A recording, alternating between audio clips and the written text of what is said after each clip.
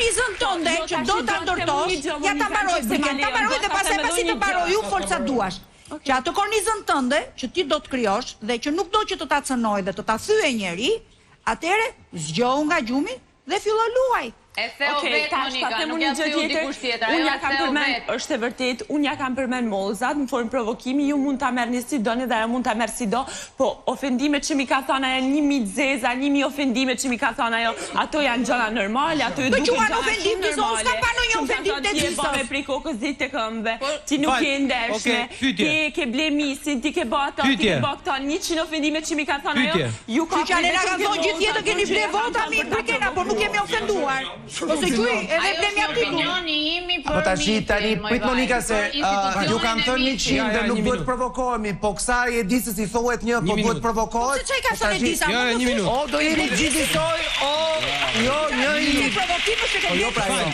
Jo një njerëz. Pra nëse e disa u provoko për ka me të drejtë sepse ajo i thot mos qesh aq shumë se po të fluturojnë mollzat. Pse si pas teje nuk do duhet të preket Brikena, kur e njëjta e di si thot ti e bër nga koka deri te këmbë. Ajo ishte sepse po pse s'është bër, e pranoj Brikena. Jo, nuk ishte tani. Është e njëjta gjë ose është e njëjta gjë? Jo, ti mos u bëj selektiv. Sepse ti po bësh selektive. U fare po mund të isha po bësh selektive që kurse po i jep të drejtë Edisës dhe jo Brikena. Sepse Brikena po ta kapin për ta fyer, Brikena e ka fyer Edisën më shumë se kushdo tjetër. Për mollzat që fluturojnë? Për mollzat jo, bet 500-qi, se po e përmendim prap. Ajo çaj tha, ke bler çmimin e misit. Po çash fyerje ke bler çmimin.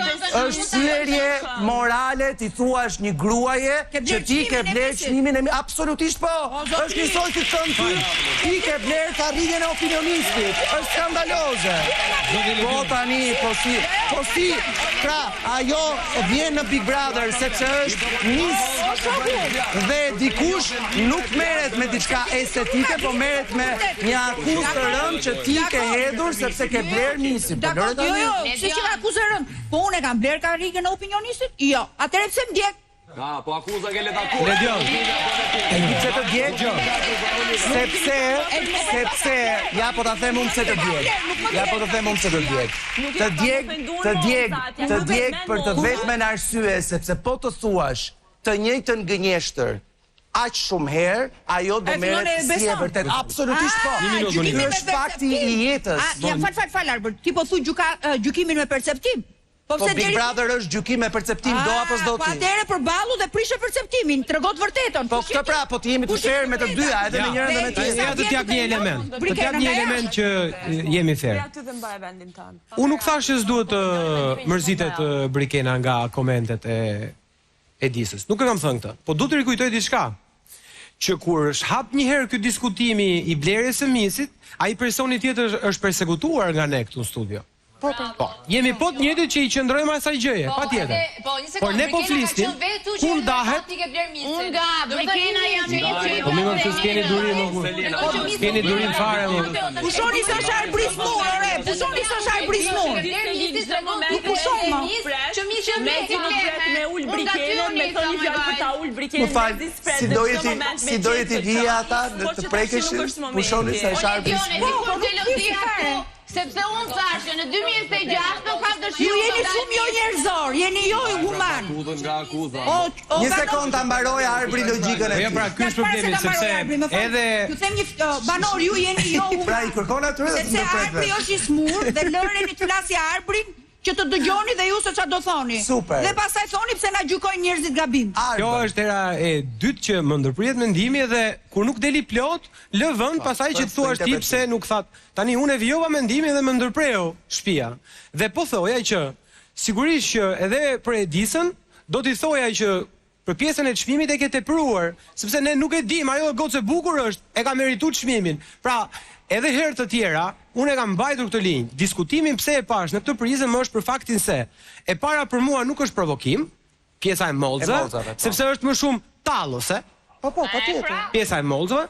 E dyta, fola për lojën dhe këmbështrimi im për lojën. Nuk dua të merrem vetëm me faktin më tha i thash, po për lojën strategjikisht. Edisa hyri në lojë dhe ka hyrë shumë vonë, dhe është duke nxjerrë nga pozicioni komod që në këmbështrimin tim ka krijuar Brikena. Unë nuk po them që Edisa ka më shumë të drejtë se sa Brikena, por Brikena mohoi kategorikisht çdo fjalë që kishte thënë. Selina, mendon ti se prania e Edisës aty brenda po e nxjerr Brikenën në një dritë që nuk ka dalë deri më tani?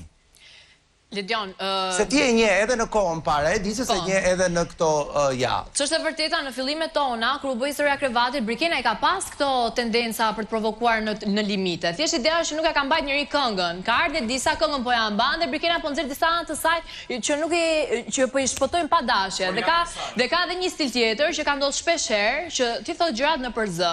Nëse dikush do të tregojë se kush është dhe se si të përballet, vjen dhe ta thot në sy. Nuk heq mikrofonin, thot një fjalë dhe ve mikrofonin, nuk më në për parti dhe ta thot fjalën, dhe sa për pjesën e misit më lodh themi gjë. Nëse unë jam balerin dhe akuzoj dikë që ti e ke marrë rolin solistik me lek, tregon që roli solistik u merr ka me lek. Brikena vjen dhe i thot një vajzë tjetër, ti e ke bler misin, duke qenë vetë mis tregon dhe instruon që misi mund të blet. Që mbaj, po jo, batuta, mund edhe të kesh kuptuar Brikena se tu po kesh kuptuar shumë gjëra.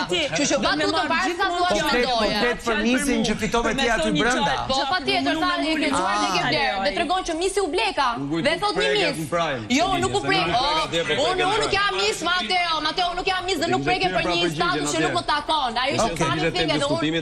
Nuk po e them për atë, kështu mos më u preke. Dua të di pak mendimin e Juelës, duke qenë se gjithashtu Juela ka qenë shumë afër Brikenës për shumicën e qëndrimit brenda shtëpisë, pavarësisht se javët e fundit marrëdhënia me të nuk është më e para. Si e shikon ti Juel?